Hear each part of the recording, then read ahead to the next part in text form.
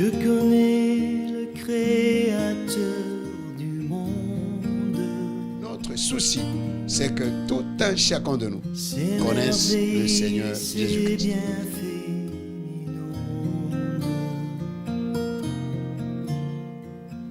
Celui qui sait compter les étoiles.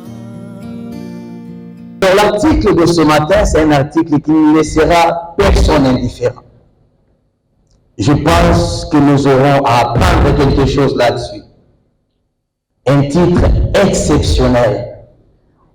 On reviendra sur les autres articles après, mais l'article publié et qui sera mis aujourd'hui sur le marché n'est autre que ce qui est mentionné au-devant de vous ici, la délivrance par l'amour. Il s'agit de quoi? Ce n'est pas moi qui suis l'auteur, ce n'est pas moi qui ai reçu l'inspiration, mais il y a une personne habilitée à pouvoir nous présenter exactement cette source d'inspiration en nous amenant un article ayant une thématique, comme je l'ai dit, qui ne laissera personne indifférent, la délivrance par l'amour. Il s'agit de quoi en fait? C'est ici pour moi l'occasion de laisser le temps au docteur Josué Elie qui va devoir introduire et nous parler de la délivrance par l'amour. Si vous avez la maison, c'est bon, mais vous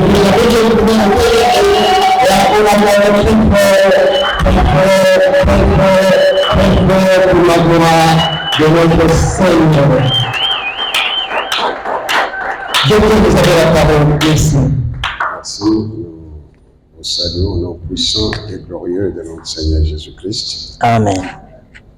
Nous commençons par rendre grâce à Dieu notre Père, en qui nous avons la vie, le mouvement et l'être. Et nous rendons grâce à Dieu pour son Esprit Saint qui nous donne la sagesse, qui nous donne l'intelligence. Et nous sommes très heureux de vous avoir parmi nous ce matin parce que nous voulons parler de ce nouvel ouvrage intitulé « La délivrance par l'amour ». En écoutant juste le titre, ça fait peur pour les uns. Mais les gens ont plus peur de la mort que du péché. C'est mieux d'abord, avant d'avoir peur de la mort, il faut d'abord avoir peur du péché. Car la Bible nous dit que le salaire du péché, c'est la mort. Et le Dieu de la Bible l'appelle le Dieu de délivrance. Et l'homme a été créé à son image. Étant créé à son image, il aime l'homme.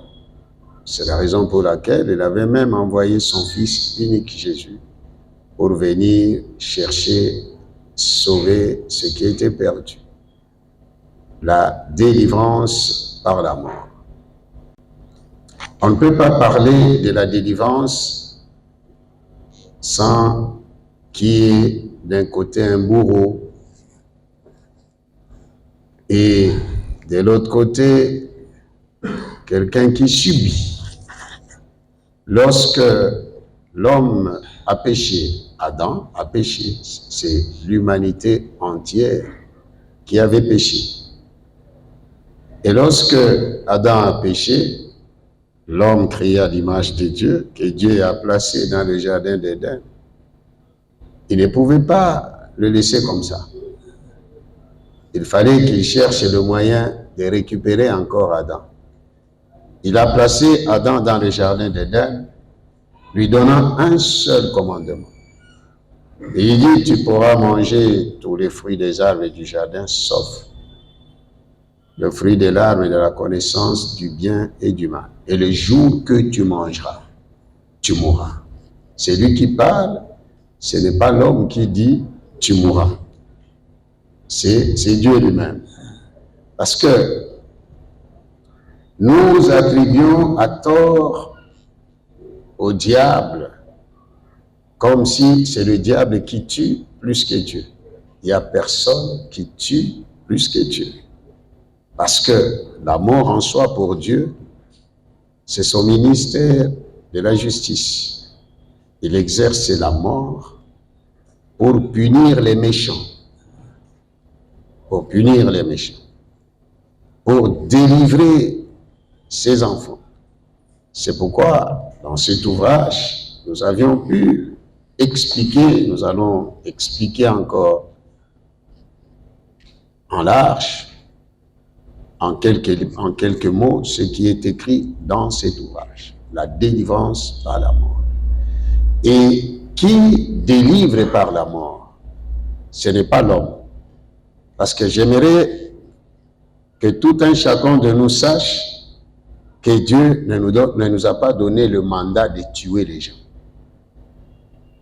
Lorsque nous parlons de la délivrance par la mort, c'est Dieu lui-même qui utilise la mort pour délivrer des nations, pour délivrer des familles, pour délivrer des personnes. Donc, c'est Dieu lui-même qui en est l'auteur. Donc, ne prends pas que maintenant là, je peux tuer les gens, je peux prendre les armes, je peux prendre les poisons, je peux maintenant, j'ai le laisser passer pour tuer. Ici, c'est Dieu qui délivre son peuple par la mort. Et j'aimerais d'abord, avant d'entrer dans les différentes délivrances, voyons d'abord Adam. Adam qui était dans le jardin d'Éden, il a désobéi à Dieu, donc il a péché. Il s'est retrouvé nu. Et en se retrouvant nu, Dieu vient chercher Adam, où es-tu? Oh, je suis nu et je me suis caché. Et Dieu pose la question à Adam, qui t'a dit que tu es nu? Qui t'a dit? Alléluia. Amen. Et au lieu que Dieu laisse Adam dans cet état-là, qu'est-ce qu'il a fait? Il a tué une bête. Et en tuant la bête, d'abord c'est la première mort qui est dans la Bible. C'est la mort de la bête. Et en tuant la bête, il a pris la peau, il a couvert Adam, il a couvert Ève. La délivrance par la mort de la bête. Et maintenant, pour nous, en tant qu'enfants de Dieu, parce que beaucoup de gens, même des pasteurs, des hommes de Dieu m'ont appelé, papa, pourquoi, prophète, pourquoi, pasteur, pourquoi la délivrance par l'amour? Ça fait peur. Mais regardons d'abord notre salut, parce que lorsque nous parlons du salut sozo, c'est le salut holistique, esprit, âme et corps. Et nous voyons, lorsque l'homme a péché, c'est l'humanité entière qui a péché en Adam. Et pour que nous soyons délivrés, nous soyons sauvés, Dieu lui-même a accepté la mort de son Fils. Dans Jean chapitre 3, verset 16, là, c'est le Seigneur Jésus-Christ qui parle. Il dit, car Dieu a tant aimé le monde qu'il a donné son Fils unique, afin que quiconque croit en lui ne périsse point, mais qu'il ait la vie éternelle.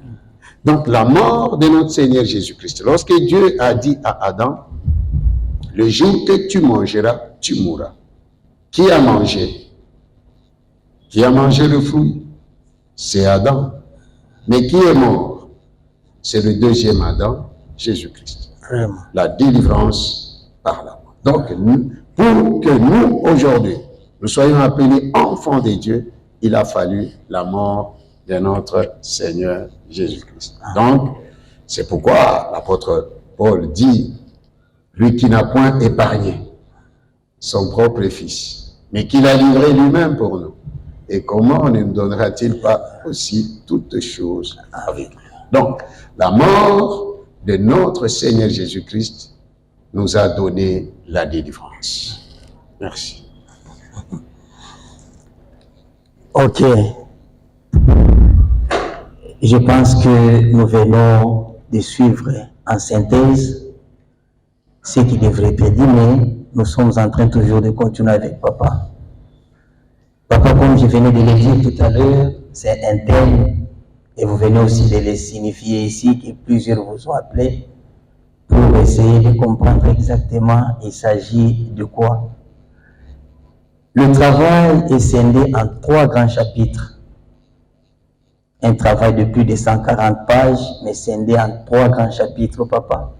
Je ne sais pas si nous pouvons avoir au moins la synthèse de chacun des chapitres, en commençant par le premier, parce que vous aviez commencé d'abord par parler du premier chapitre. Ici, il s'agit de la mort de méchants. La mort de méchants. Toujours dans ces grands travaux, docteur, vous parlez la mort de méchants. Que devons-nous retenir là-dessus? Lorsque nous parlons de la mort des méchants, voyons d'abord Israël. J'aimerais que nous commencions par le commencement. Israël, la nation élue des dieux, le peuple élu des dieux, s'est retrouvé à un certain moment en esclavage en Égypte. Et là, il y avait un roi tyran. Tyran d'un pharaon. Pharaon, c'est juste un titre. Et voilà que Dieu choisit Moïse et l'envoie vers Pharaon pour lui dire de laisser aller son peuple. Mais voilà que ce méchant Pharaon n'a pas voulu. Mais qu'est-ce que Dieu a fait? Dieu a tué ce méchant-là pour délivrer son peuple. Donc les méchants, ce n'est pas tout simplement à cette époque-là, même aujourd'hui. Même aujourd'hui, Dieu utilise la mort pour laisser la place à ce que son royaume s'étende. Parce qu'il y a de ces méchants-là qui bloquent même l'expansion de l'évangile. Alors ces gens-là, même si vous priez pour ces gens-là, ils ne se convertiront pas. Pharaon ne peut jamais se convertir. Pour que les oreilles de Pharaon écoutent, ses oreilles doivent entrer dans les eaux de la mer Rouge. Et lorsque ses oreilles entrent dans les eaux de la mer Rouge, sa bouche commence à boire de l'eau et il coule à pic avec ses habits royaux. C'est comme ça que les méchants écoutent. Les méchants n'écoutent que par la mort. Peut-être que vous allez me dire que Dieu ne prend pas plaisir à la mort des méchants, mais il veut qu'ils se répandent et qu'ils vivent. Mais lorsque nous regardons même dans le Nouveau Testament, Judas Iscariote, il a trahi Jésus, il a vendu son maître, et qu'est-ce qu'il a fait? Il est allé se pendre. Oui. Pourquoi le Seigneur Jésus n'avait pas sauvé Judas? Il faut que les méchants meurent. Et ça, je ne mâche pas les mots. Ce livre ici, quand on parle de la délivrance par la mort, c'est-à-dire que beaucoup de méchants mourront. Beaucoup de méchants mourront. Ce livre, où Dieu a commencé à m'inspirer ça ici. Mais lorsque je suis arrivé aux États-Unis, à Seattle, Washington State, c'est là où le Saint-Esprit m'avait beaucoup parlé. Il faut que les méchants, même dans nos nations, même dans nos familles, un méchant, le Seigneur appelle ces gens-là race de vipères. Une vipère ne changera jamais. Une vipère ne changera jamais. Vous savez, l'Église est restée dans un stade défensif au lieu d'être dans un stade offensif. Le Seigneur, nous allons expliquer comment Dieu a fait des délivrances. Regardons, nous avons commencé par Pharaon. Dieu dit à Moïse, c'est lui-même Dieu qui parle à Moïse. Je sais qu'il ne laissera pas aller mon peuple. J'ai endurci son cœur. Donc, ce sont des gens, même si vous priez, même si vous gênez, vous perdez votre temps inutilement. Inutilement. Et c'est comme ça que pour délivrer Israël, là, maintenant, je peux entrer même au niveau de la nation, au niveau des familles. Toute une nation qui est en esclavage dans une autre nation. Et lorsqu'on parle des nations, on voit des familles sous la domination des Égyptiens. Est-ce que Dieu devait-il laisser comme ça? Non. Qu'est-ce que Dieu a commencé à faire? Premièrement, il a donné ordre à Moïse de tuer les animaux et de prendre le sang, de mettre sur les linteaux des portes. Et il dit, la nuit, j'enverrai l'ange. Il tuera. Là, il n'y a pas de diable. Moi, je ne parle pas du diable qui tue. Donc, dans ce livre-ci, je ne parle pas du diable qui tue. Je parle de Dieu qui tue. Vraiment. C'est pourquoi nous allons parler du Dieu qui tue. Il n'a pas commencé aujourd'hui. Il a commencé dès le commencement. Alors, la nuit, l'heure de la mort est passée. C'est Dieu qui a envoyé cet ange. Il a tué tous les premiers-nés d'Égypte, y compris celui qui devait succéder à Pharaon et aussi les premiers-nés de tous les animaux. Et il y avait des pleurs partout. Tout ça, c'était pour délivrer Israël. Parce que s'il n'y avait pas la mort des premiers-nés, en commençant par son premier-né, Pharaon n'allait pas même chasser Moïse et ses enfants d'Israël. C'était en voyant la mort qui était entrée dans chaque maison. Alors, allez, prenez tout, allez, partez. Ils sont partis. Et comme Dieu avait décidé de juger l'Égypte, de tuer Pharaon, voilà que ce méchant a poursuivi encore Israël. Arrivé à la mer Rouge, Dieu dit à Moïse de frapper de l'eau, et l'eau s'est fendue à deux, et puis Israël a traversé, est passé à sec. Et Pharaon, maintenant, à son tour, il est entré, parce que Dieu voulait le tuer, il voulait délivrer Israël. Parce que Israël, à cette époque-là, le pharaon d'Égypte était le Donald Trump d'aujourd'hui ou le Poutine d'aujourd'hui. Parce qu'à cette époque, l'Égypte était la plus grande puissance mondiale et même en termes de civilisation. Voilà que Israël traverse la sec, Pharaon et son armée entrent dans les eaux. Maintenant, Dieu dit à Moïse, prends maintenant ton bateau, frappe encore.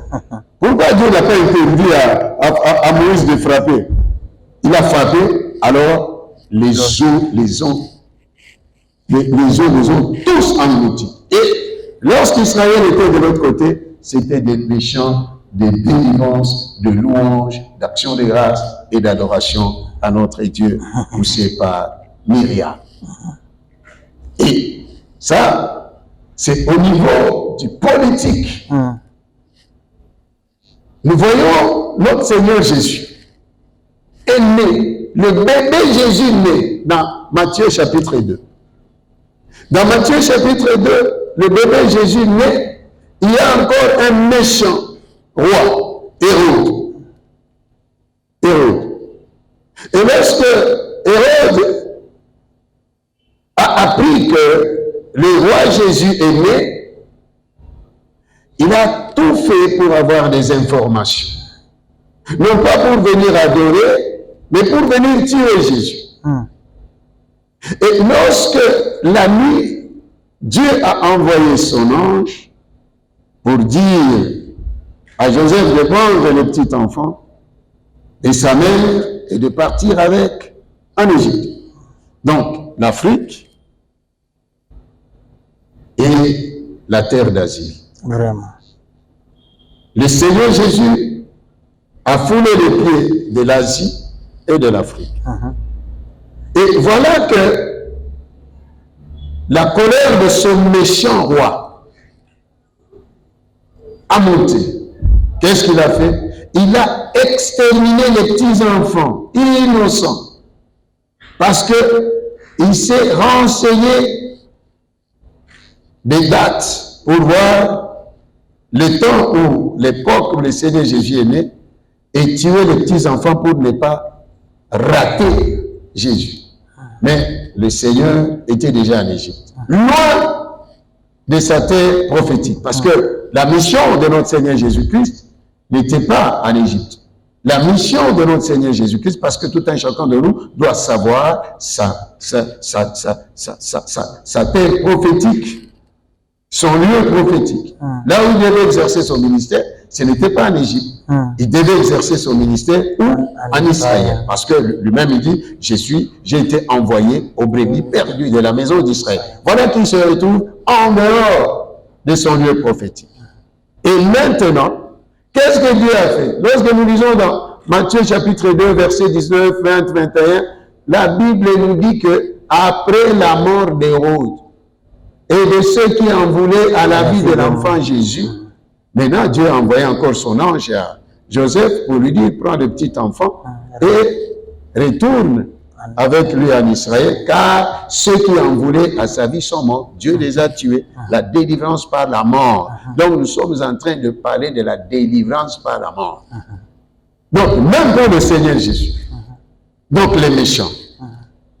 Et s'il faut encore aller encore plus loin, le Seigneur Jésus est mort d'une mort cruelle pour notre salut, enseveli, ressuscité le troisième jour. Et après, il a continué à enseigner pendant 40 jours.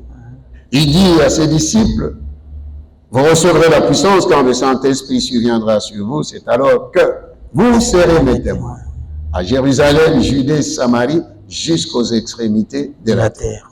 Et voilà qu'un autre Hérode s'élève et commence à persécuter l'Église. Dans Actes chapitre 4. Et maintenant, les apôtres dans leur prière, ils ont cité nommément ces tyrans-là, ces méchants-là. En commençant par le 26e verset. Ils ont cité Pilate, Hérode, le peuple, les nations, se sont ligués. Et maintenant, au verset 29, ils disent, Seigneur, vois leurs menaces. Ils ont accusé ces tyrans-là auprès de Dieu. Et voilà que,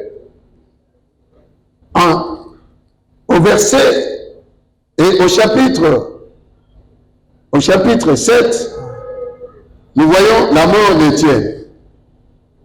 Là, je mets d'abord entre parenthèses, je vais parler de ça après, de la mort d'Étienne.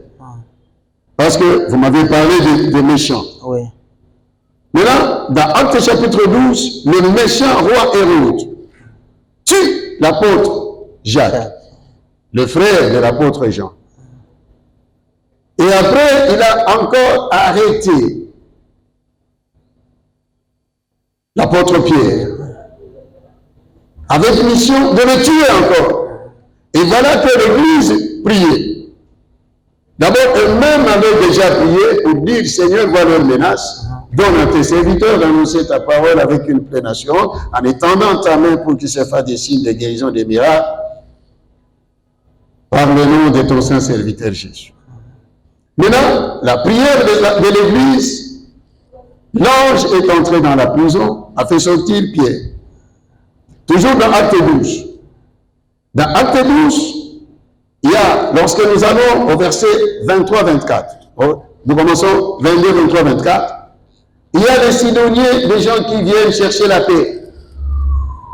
Ils viennent chercher quoi? La paix. Mais voilà que ce roi méchant, Hérode, les harangua publiquement. Il les a humiliés. Et les hommes ont crié, voix d'un Dieu et non d'un homme. J'aimerais un peu lire là-bas. D'accord, docteur. Parce que je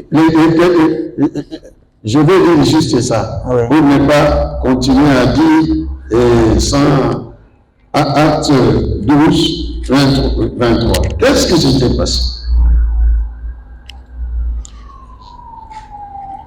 Verset 21. À un jour fixé, Hérode, je lis au Seigneur Jésus-Christ, à un jour fixé, Hérode, revêtu de ses habits royaux, et assis sur son trône, les harangea publiquement. Le peuple s'écria, vois d'un Dieu et non d'un homme.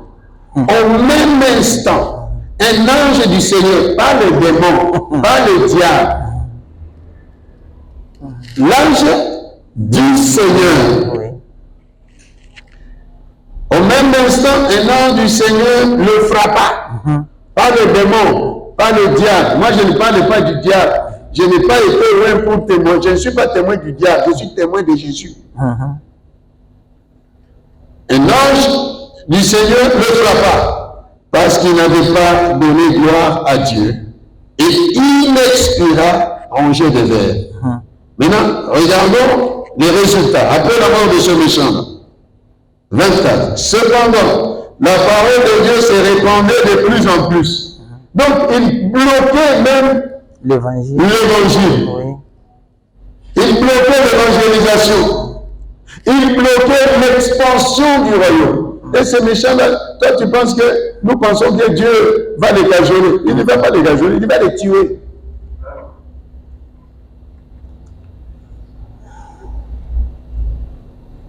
Cependant, la parole de Dieu s'est répandue de plus en plus et le nombre des disciples augmentait. Donc, un roi qui bloquait l'évangile, qui bloquait l'évangélisation, qui bloquait la croissance numérique des disciples. La mort des méchants. Alors, si nous allons, parce que tu parles encore de la mort des méchants, même dans le mariage,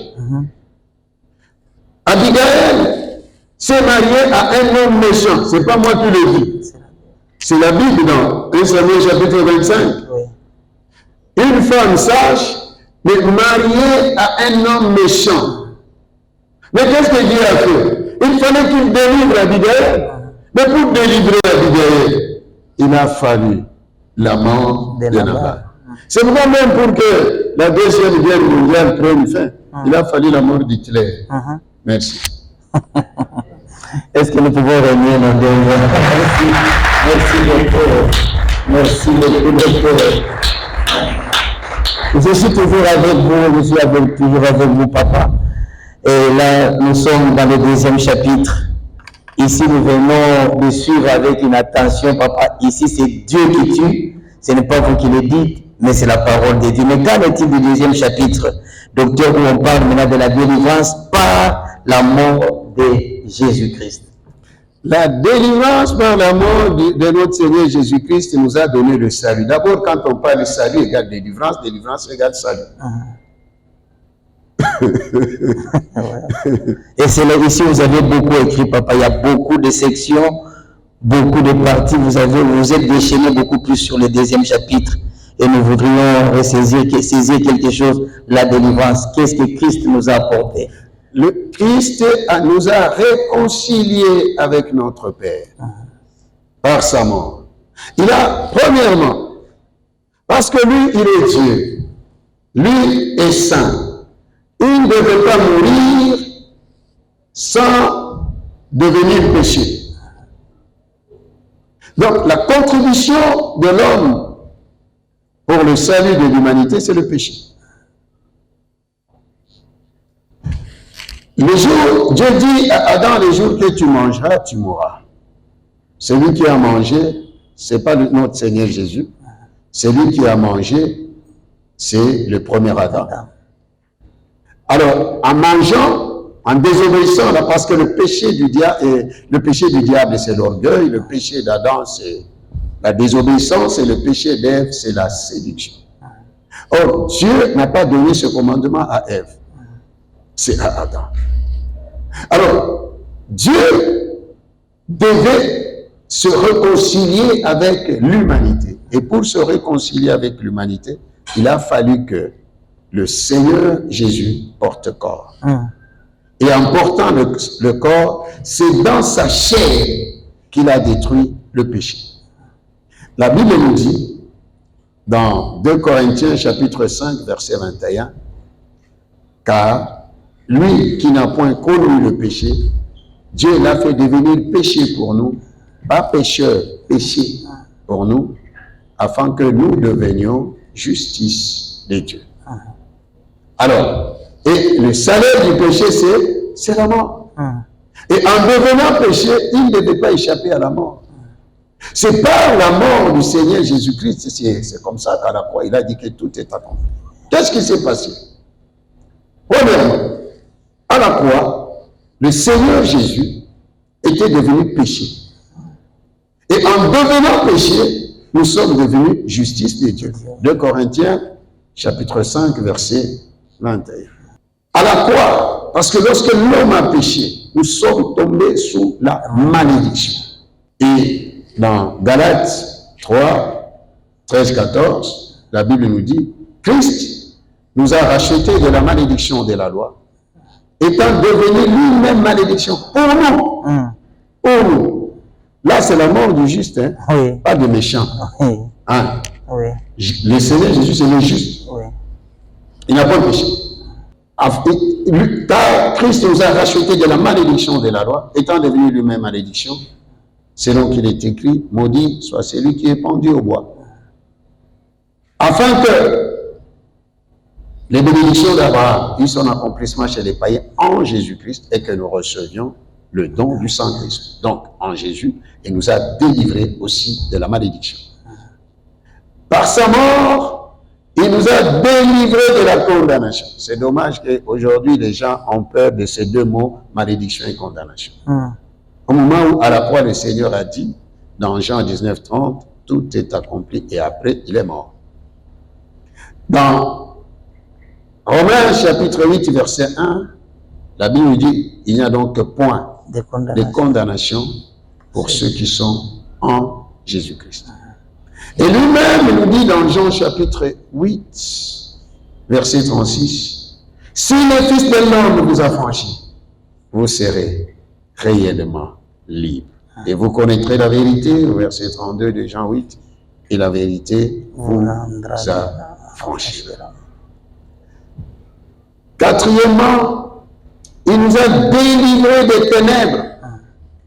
Et il a fait de nous lumière du monde. Dans Jean 8, 12, il dit, je suis la lumière du monde. Celui qui me suit ne marchera pas dans les ténèbres, mais il aura la lumière de vie en lui. Parce que lorsque l'homme a péché, nous sommes tombés trop bas dans les ténèbres.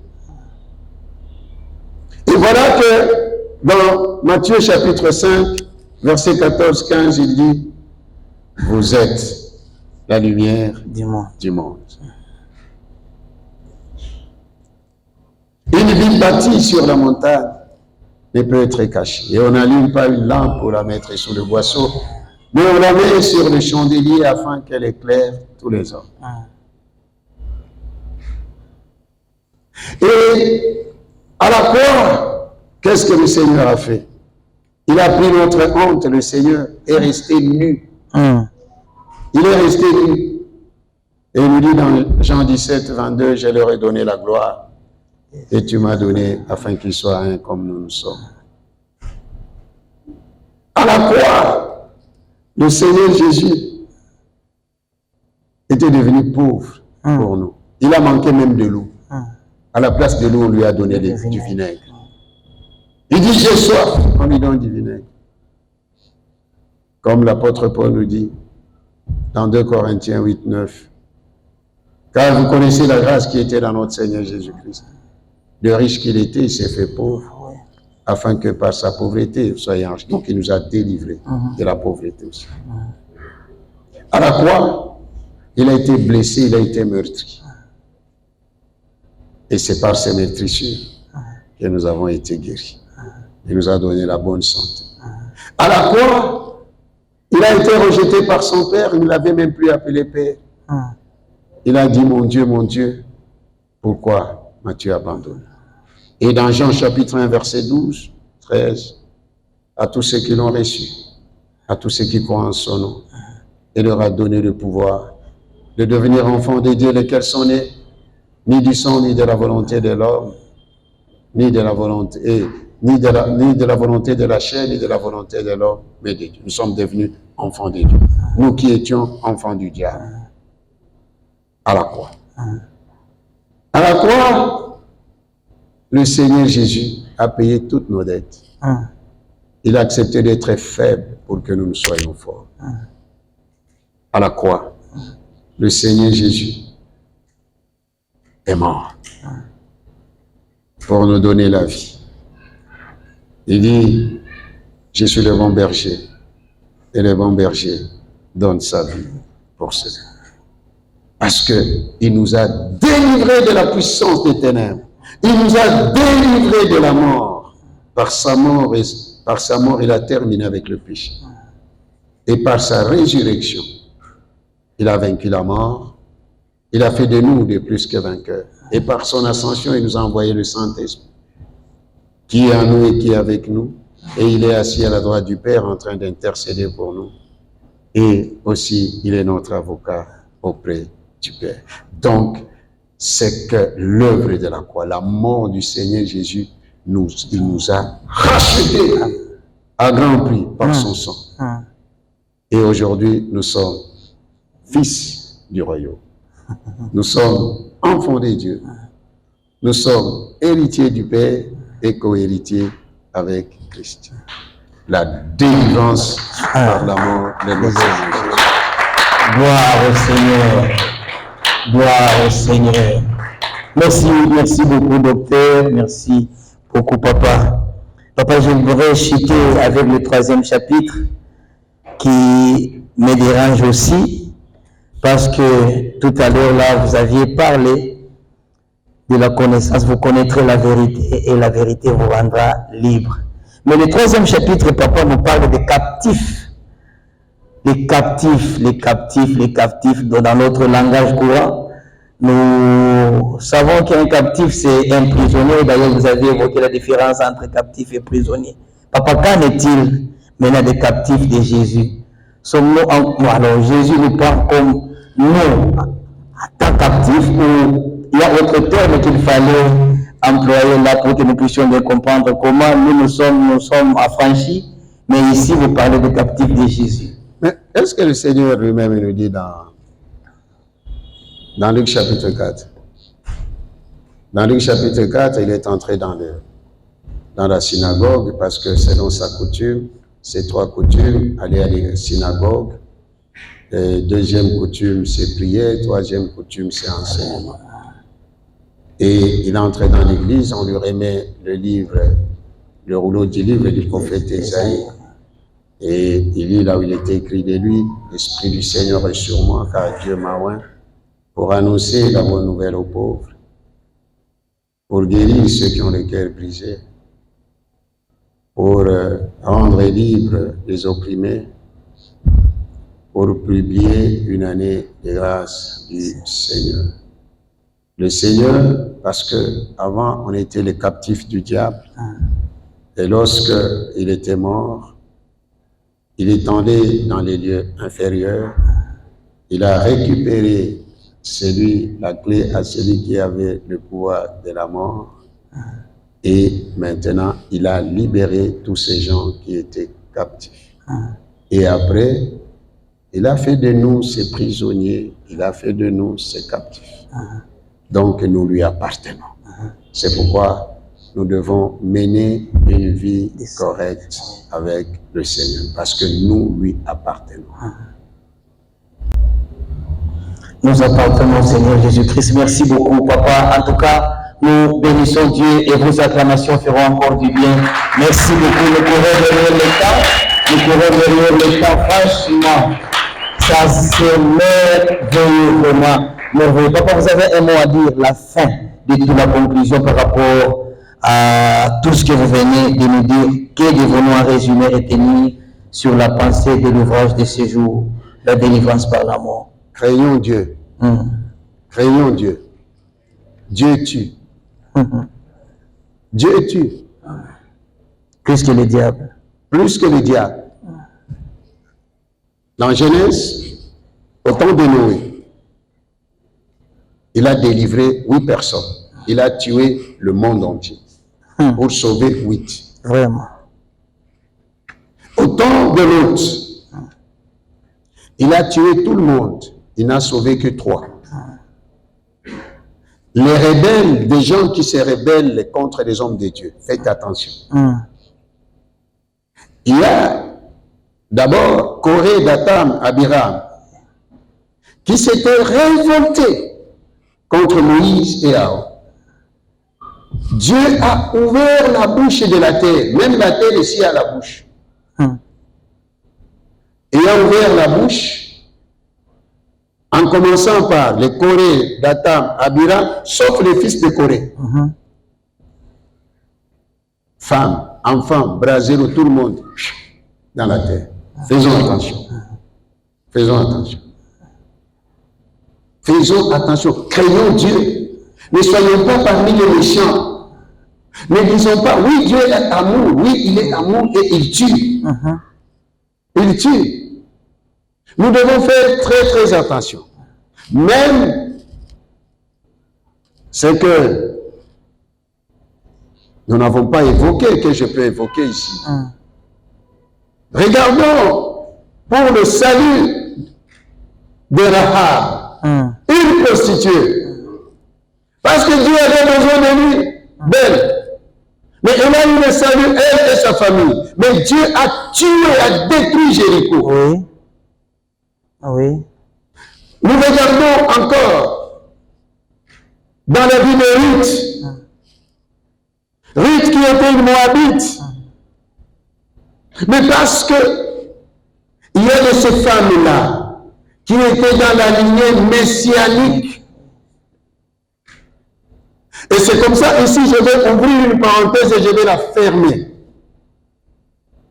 Il y a de ces gens-là qui sont dans le plan de Dieu. Et Dieu n'échoue jamais dans son plan. Vous pouvez traiter les gens comme vous pouvez les traiter. Rahab, la Bible l'appelle la prostituée. Mais elle était dans le plan de Dieu. Mais pour qu'elle entre dans la lignée messianique, pour qu'elle devienne ancêtre de Jésus, Dieu devait la faire partir de ces méchants-là de Jéricho. Et Dieu a tué tout le monde pour le salut de Rahab. Et Rahab a eu le salut aussi de sa famille. Crois seulement au Seigneur Jésus et tu seras sauvé, toi et toute ta famille. Nous voyons dans la vie de Ruth, parce que là maintenant c'est la lignée, je parle de la lignée messianique, je parlais de ça. Ruth là devait entrer dans cette lignée-là messianique. Donc la lignée d'où devait venir sortir le Seigneur Jésus.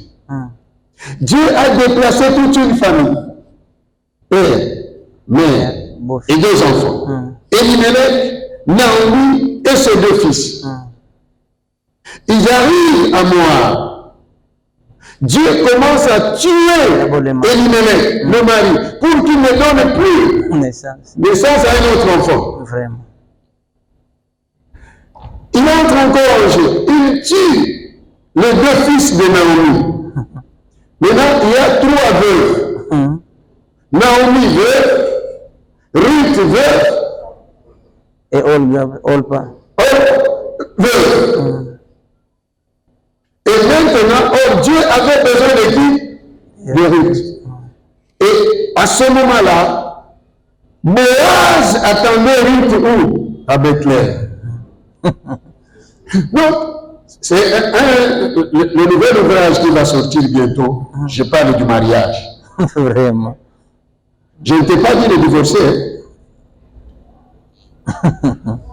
Est-ce qu'il y a quelqu'un qui m'écoute? Amen. Est-ce que je t'ai dit de divorcer? Non. Oh, papa a dit, je parle de mariage messianique. Mariage messianique. La lignée où devait sortir qui? Jésus. Hein, pasteur Michel? Oui, papa. Et maintenant, il arrive là.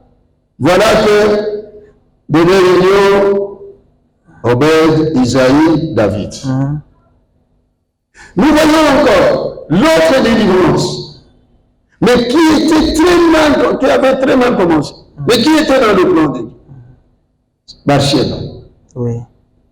Bathsheba devait se marier avec qui? Avec David. Mais David adultère. Et c'est comme ça que Dieu a tué cet enfant-là d'adultère pour remettre David sur le bon chemin. Or Dieu, Uri était militaire, il était au front, Dieu devait terminer avec Uri là-bas. Et même des gens qui parlent que c'est Bathsheba qui avait envoûté David, c'est faux. C'est faux, c'est du mensonge. C'est du mensonge parce que David était sur sa maison en étage. Oui. Et la pauvre femme se baignait là-bas. Et ce monsieur-là, au lieu d'aller au fond, il est en train de marcher. Il a vu. La personne qui a vu le premier, c'est David. Après avoir vu Bathsheba nue, il appelle encore ses soldats pour encore venir voir la nudité de la femme de Jésus. Vraiment. Au lieu de se limiter là, ce monsieur-là, oui, appelez-le, va me l'amener. Et puis, il a couché avec. Et il a eu l'enfant. Dieu a tué l'enfant pour remettre David en ordre. Délivrance par l'amour. Vraiment. Et ensuite, lui, il a tué Uri. C'est David qui a tué Uri, hein, parce que c'est lui qui a donné ordre à son chef d'état-major. Dit, prenez ce monsieur-là, mets-le là où on attaque plus. Et Uri est mort. Et c'est comme ça que Nathan est venu. Et de cette union-là est sorti. Oh, David devait rester là. J'ai vu, ok, c'est merci Seigneur. Il devait rester là, fermer les quais. Hein? Il dit, non, je ne peux pas. Et c'est le seul péché de David dans la Bible. Lorsque Dieu parle de David, il dit de David, mon serviteur qui a marché selon mes voies. Excepté le péché de la femme d'Uri. Ok. Et de cette union-là est né le successeur, d'abord le successeur au trône, Salomon, et ensuite le Seigneur Jésus est passé par là. Donc le chemin par lequel le Seigneur Jésus est passé, c'est un chemin très grave et très compliqué. Très grave et très compliqué. C'est pourquoi nous devons faire très attention. Et c'est là où je parle, ça viendra dans mon livre qui va sortir d'ici la fin de l'année, où je parle de mariage. Regarde comment Dieu délivre son peuple. Lorsque nous regardons depuis Genèse, comment Abraham a-t-il délivré l'autre? La mort. Pas la mort, oui. Dieu tue. Craignons Dieu. Mais abandonnons la méchanceté. Abandonnons la méchanceté. Dieu tue.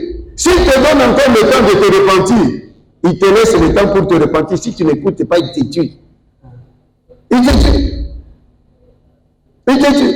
Regarde, et vous aussi qui touchez aux hommes de Dieu, qu'a dit le Seigneur Jésus? C'est lui qui scandaliserait de ce petit car il est mon disciple. Il vaudrait mieux pour lui qu'on suspende quoi? Une main au cou et qu'on jette tout dans la main. Oui.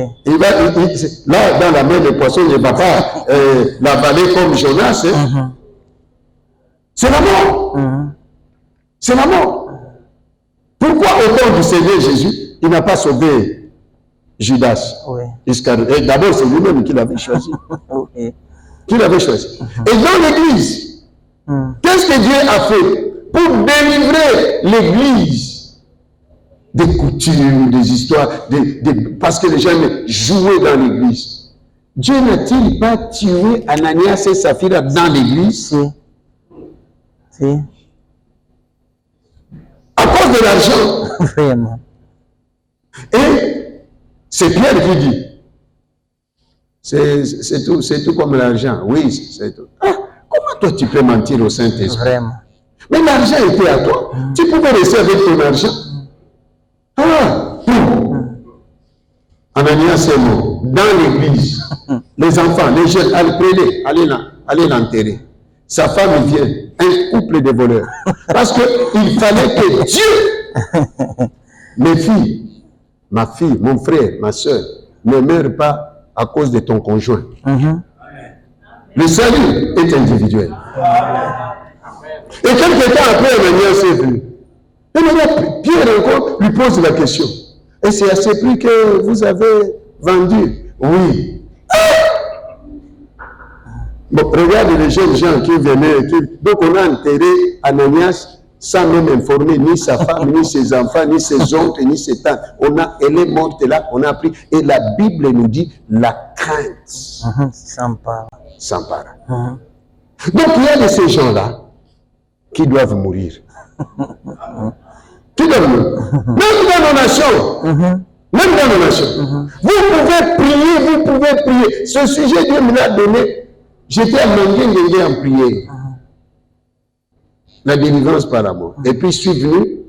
Et maintenant j'ai commencé à écrire petit à petit. J'ai terminé ça aux États-Unis. Bien aimé. Craignons Dieu.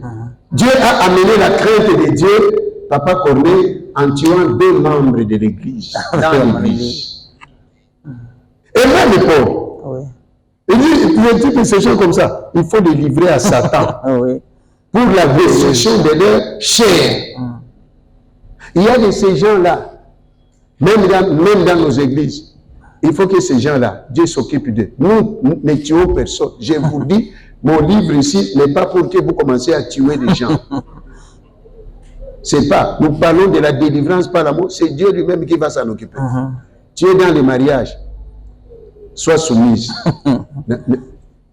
N'embête pas de ton conjoint. Tu risques de partir. Si tu es méchant ou méchant, tu risques de partir. Et Dieu va délivrer. Même nos nations. Vous pensez que, vous pensez que nos guerres ici vont se terminer comme ça? Non. Dieu. Josué n'était pas guerrier. Abraham n'était pas guerrier. Je me pose la question. Abraham n'était pas guerrier. Si, il était guerrier. Hein? Si. Il ne se battait pas. Si. Ah. Et lorsque le Seigneur parle de guerre, Dieu va effacer les méchants.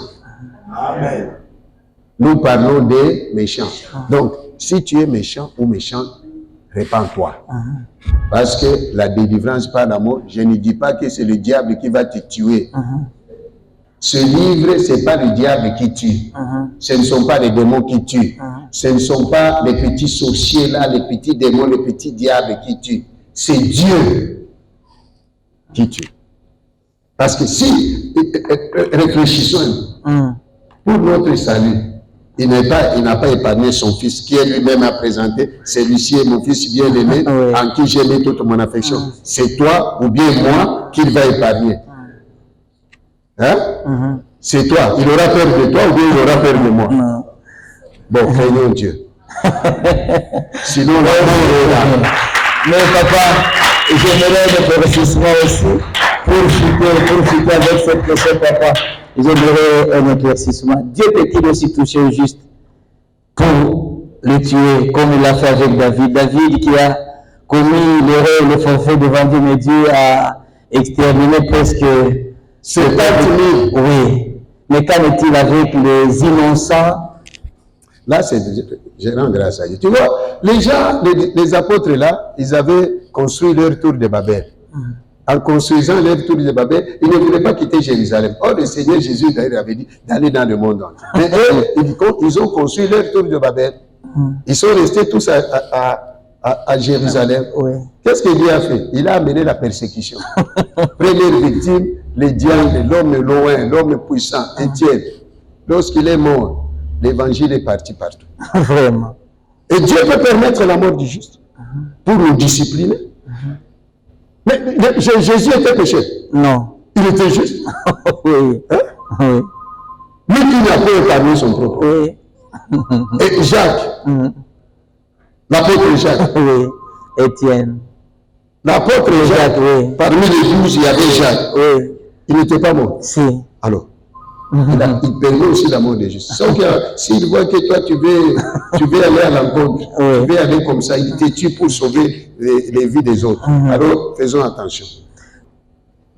Même dans nos familles, hein, il y a de ces gens-là. Aussi longtemps que ces personnes sont encore vivantes, les gens de la famille continueront à conjuguer le verbe souffrir au temps présent continuel. Continuez. N'avez-vous jamais vu tellement la famille est fouable et la famille oui, délivré, oui. Oui, oui. Bon, ces gens-là, ce sont ces gens-là que nous disons, Père, occupe-toi de tous ces gens-là. Que ce soit dans nos églises, dans nos églises, ne pensons pas que les églises sont constituées de saints. Je parle de bâtiments. Il y a toutes les catégories de personnes.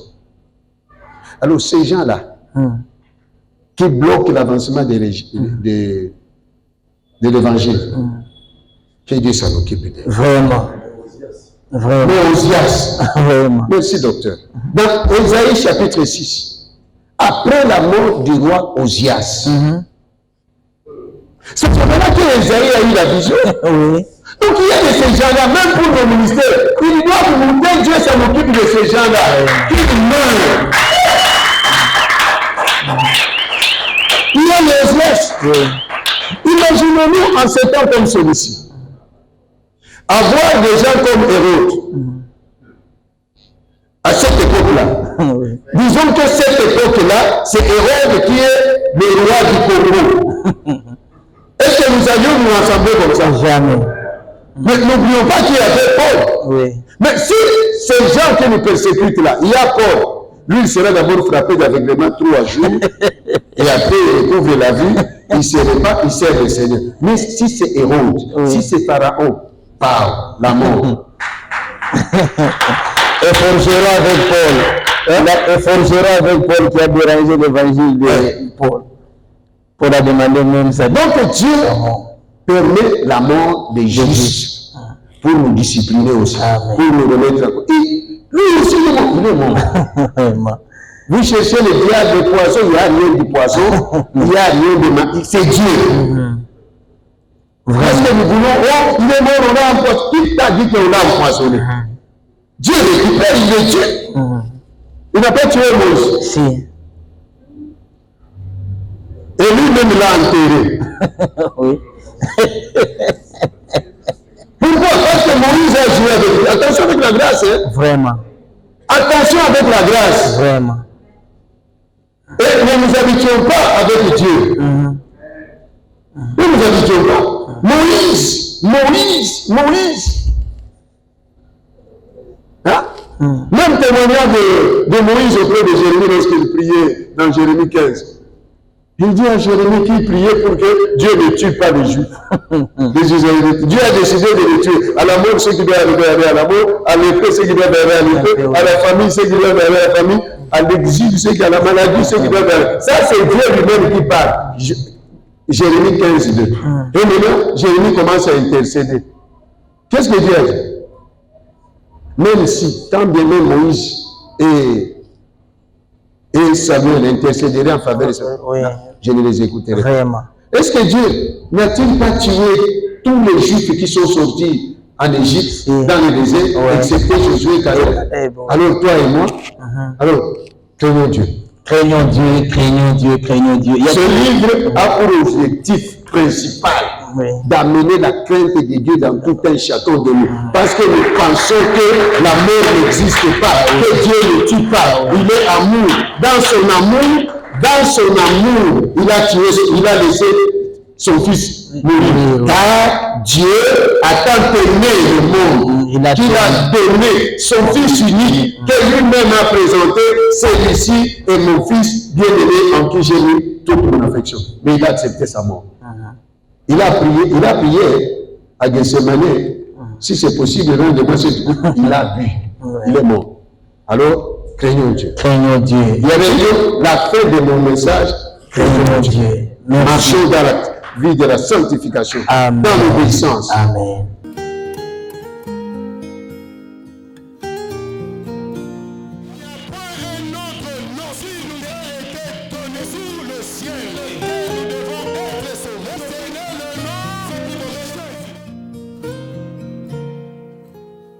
Je connais le Créateur du monde. Notre souci, c'est que tout un chacun de nous Ses connaisse le Seigneur merveilles, ses Jésus-Christ. bienfaits inondes. Celui qui sait compter les